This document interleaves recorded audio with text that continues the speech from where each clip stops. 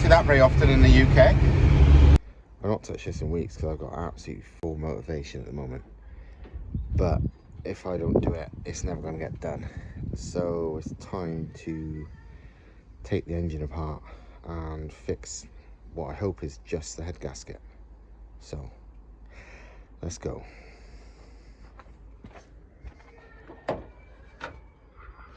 Looks normal. Starts, runs, drives, sounds okay. So just got to start taking it apart and see where we get. Well, it's pissing down and I've got less than zero motivation, but I'm getting on with it. It's not fun working on cars outside in the rain on your own when you don't even want to. But yeah, it's all coming apart. Nitrous definitely ain't going back on. I realised from taking it apart how much cleaner and easier it is without any of that shit. I like it like this, like real basic. I mean, look, it is so easy to work on. There's nothing hard to access. I'm not, you know, I hate doing cars, but this is easy. I really, like, literally, there's probably nothing less I'd rather be doing right now than doing this, because I just no motivation. But I can't blag it and claim it's difficult, because everything's accessible. And that's why I'm reluctant to go VR5 and VR6, because yeah, it's not bad, it's better than most cars, it's still better than a case swap where you can't get to fuck all hardly. But is it as easy as this? No. This is just, you can just get to everything. So yeah. Also, that's what happened to the water temperature sensor housing. That's normally got metal going both sides and a clip runs through it, but when the head lifted a bit and it pressurized the water, it snapped the aluminium clean off. Also, that's my injectors, if you wondered. Cheapy Snake Eater 1500s, second hand. Got them off my friend Lee Connor because he didn't need them anymore. But hey, they work on with this. And maybe next time when it all goes back in, might get them flowed or something just to make sure they're still okay. So, but yeah. I honestly would much prefer to just keep this inlet manifold and everything. But I think it's kind of at its limit of flow. Well, I don't even know. But yeah, just the fact it all fits so nicely. I prefer easy than anything else. I'm not here to break world records. I don't care. This is meant to be a fun car. That's all it's there for. If it ain't fun, there's no point owning a car. Well, turbo's off, and unsurprisingly, despite all the anti-lag, despite everybody in that other video when I shown it was fine, saying, oh yeah, but what about the turbine side? Turbine side looks brand new. Zero play, zero damage, zero fucking anything. So, yeah. There you go. Couldn't really remember until now what the design of this manifold was like internally. It's actually really good. It's very short runner, you know, it's not all fancy tubular, but it's very big pipes. Obviously 1 and 4, 2 and 3 for twin scroll. So you can see the size of the ports. They are big.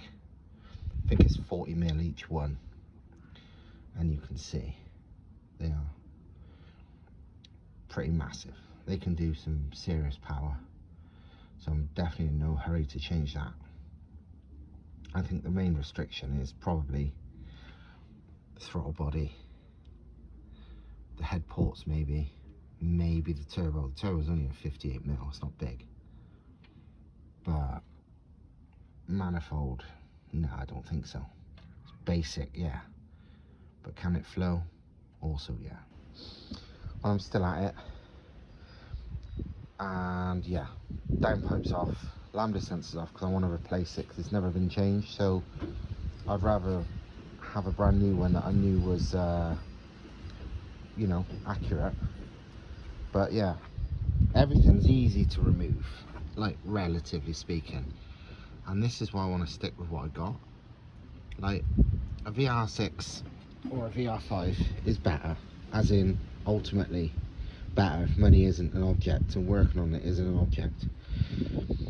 But while I've not had to take this car apart for about a year because it's reliable, this has reminded me that I built this thing in a way to be as easy to work on as possible. Even like the downpipe, I'd not removed it until about 5 minutes ago, and I removed it because I realised it was kind of a lot easier to get rid of the, well, to remove the wastegate if I took off the downpipe. But I was dreading it, thinking, oh, surely it's a pain in the ass, but it wasn't. It's like I'd done it so it can be removed in seconds.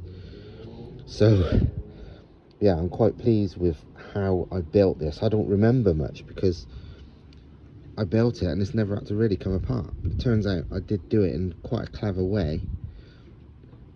You know, people say, oh, your exhaust is stupid or weird or whatever, or not that pretty. It's like, no, it's done for a fucking reason. And the reason is, so it's alright to work on.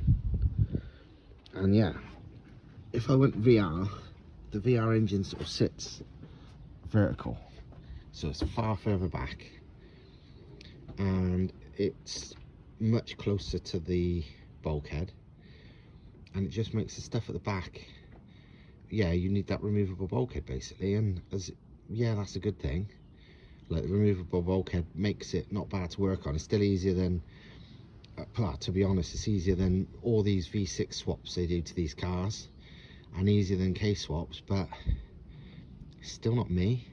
I like it easy, because honestly, this is easy, and I fucking hate this. Like literally, I'm outside on the fucking driveway on my own. I don't enjoy doing cars at the best of times, and I really fucking don't enjoy this. So yeah, I ain't changing to anything like that. I want it simpler than this, if anything.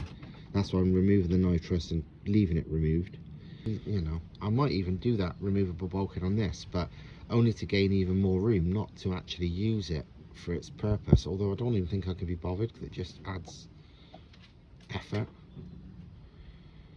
I'd like to have a passenger seat, so I might relocate the pipes a little bit, like down the centre.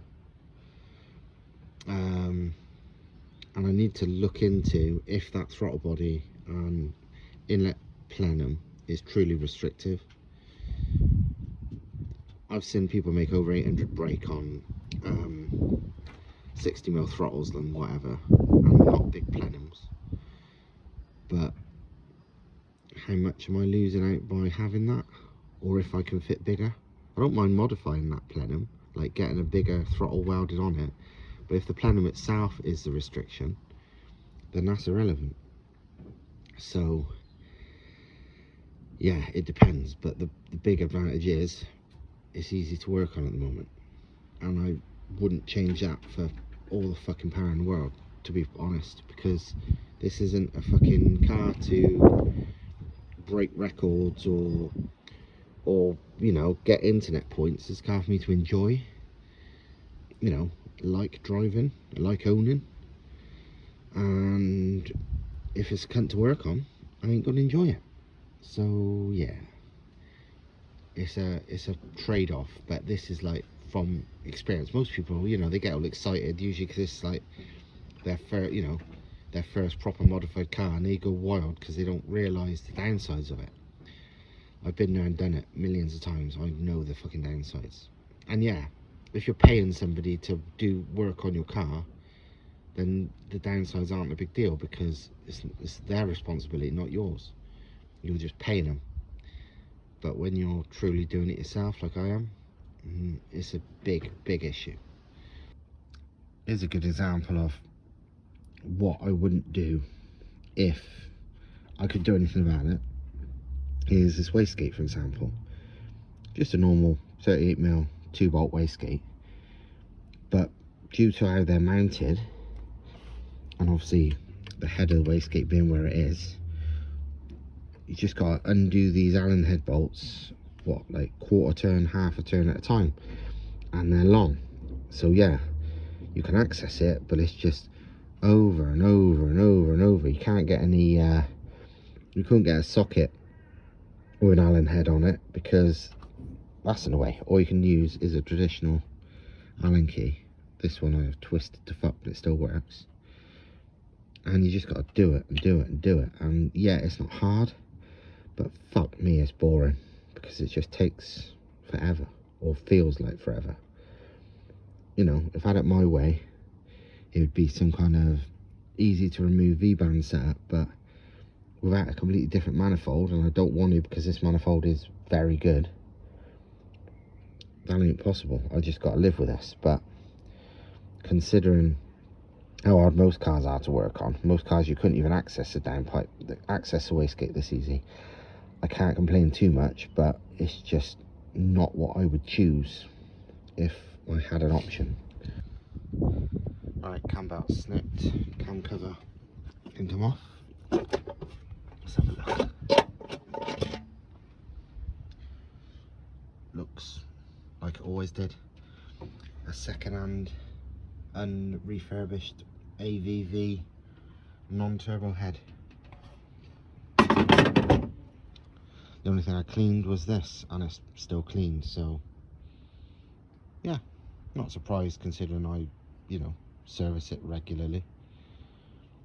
But yeah, cams and everything looking perfectly good nick. I'd be very interested to see if the lifters are okay, because obviously I've been revving it to 8,000 plus, and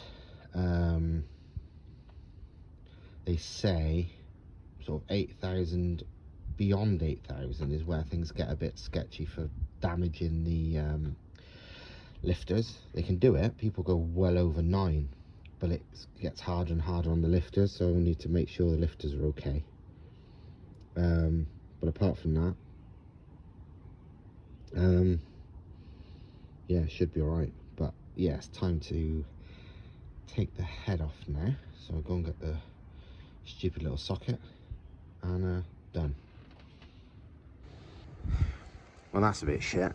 I totally forgot that the ARP bolts don't have the same head, you know, the same fitting as the standard 180 ones. They've got this 12 spline fucking thing, and it has to be really deep. It has to be like that deep, and I ain't got one. I don't remember how I fitted them last time. Used this thing, which is a 6 spline, which sort of fits, and now I got the first one out, but it won't get the rest out. It tries to round them slightly, disturbingly, not disturbingly really, but it's like, whoa. The first one, this one I got out, it took absolutely zero effort, like it wasn't even tight. But I tried to get the next one out in sequence, and no dice. It just tries to spin. So I need that proper tool. Don't know what I did last time, but I certainly ain't got one. So for today, this evening, I'm fucking done. I mean, I was done from the beginning. I hate this shit, but I'm actually physically cannot go any further type done. Well, I've got the head off. It was a bad idea because I've got to hurt my back, and just doing that has really hurt my back, and I'm in absolute fucking agony. But it's done, and what I thought was maybe the problem when I started undoing the head bolts really was the problem. Basically, you can probably see, I mean, they've all got a bit of water in, because when you take the head off, a bit of water's bound to go in. But notice how that one's nearly full, and notice how that one's, the gasket is all clean around it and the rest isn't. You probably can't quite tell, but it's just there. It's slightly out of round as well, and it's also sort of warped at that corner. basically these two head bolts, the N2, were loose, like barely finger tight. Well, they were more than finger tight, but literally like all the rest took a breaker bar to, you know, undo. Those took nothing, like literally just by hand. So yeah, I think the main failure point was the fact they was loose. Why they were loose, I don't know. I presume it was because I messed up when doing the head bolts and maybe didn't torque them up. I don't think they can just come loose. I don't even know. But either way, but you can probably see, look, this one is, it's kind of like warped it. The rest is all still pretty flat. But this one, look, it's been it's knackered. But it's, yeah, there, this is definitely out of shape. You can see the line, you see the circle where the head clamps down, and that circle just there, look, I don't know if you can see where my finger is, goes whoop. But yeah, that is probably the reason. So let's have a look at the head. This is the head, and yeah, the weight of doing it with the manifolds fitted was a bad idea when I've got a bad back, because now I can hardly move. It just took me about a minute to go from standing up showing you the block just then to getting down on my knees just to show you this. I'm absolutely fucking crippled. Anyway, that cylinder, look at it. That's watermarks, dried water, and a little bit on that one too. Like, it just wipes off because it's watermarks, look. But it's basically dry water, whereas all the others clean. So yeah, the head gasket blew between, it seems, one and surrounding areas, mostly the water jacket. Just the gasket, the head lifted by the looks of it, and maybe a tiny bit between 1 and 2, but that's all. So hopefully the head isn't warped or anything, so I'll have to take it to a machine shop. I need to put a straight edge on it and stuff and check, but yeah, we'll see. But for the moment I'm absolutely crippled, so I don't think I can carry on much longer. In other news though, how good's that? You can remove the head and the manifolds and everything complete from one of these MR2s with a 180 in it without removing anything. You won't manage that on most front engine cars, and definitely not on normal mid-engine cars, but these 180s fit so well. It's just brilliant. Just give it a wipe down and all the pistons look absolutely fine.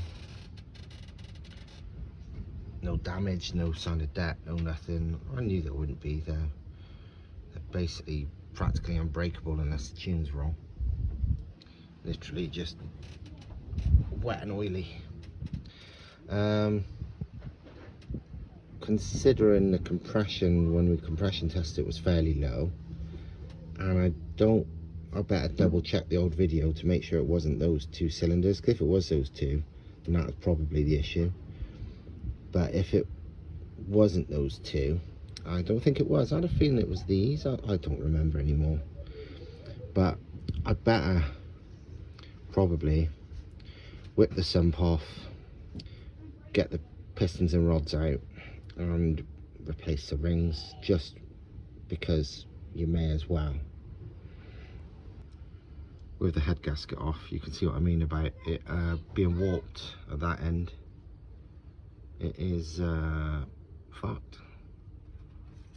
Not blown out sideways, but where those two bolts, the N2, wasn't even tight, it has warped the gasket when it, I presume, lifted the head. I just hope, I'll have to see, but I'll hope the head isn't warped, because if so it needs skimming, and in that case I have to take the cams out and this, that, the other, and I can't be fucking bothered. But we'll see. Well, finally got into the shed. I had to literally call a family member to help, because I'm crippled. I could hardly even bloody stand up, so I couldn't carry it. So I had to call somebody to help. Again, that's the problem with doing car shit on your own. Not good. But if I didn't call somebody, it'd have been stuck on the bloody driveway forever. Yeah, I just found this metal straight edge ruler, and front to back, side to side, everywhere, there's no, it's flat, as in, at least according to the straight edge. Yeah, you know, you can't be 100% like that, but if it's warped, it's not, I can tell. So realistically, I think it's probably a case of fit a new head gasket and go again.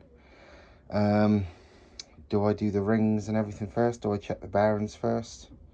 Right now I'm so crippled I can hardly fucking stand up to film this, but yeah, I probably should.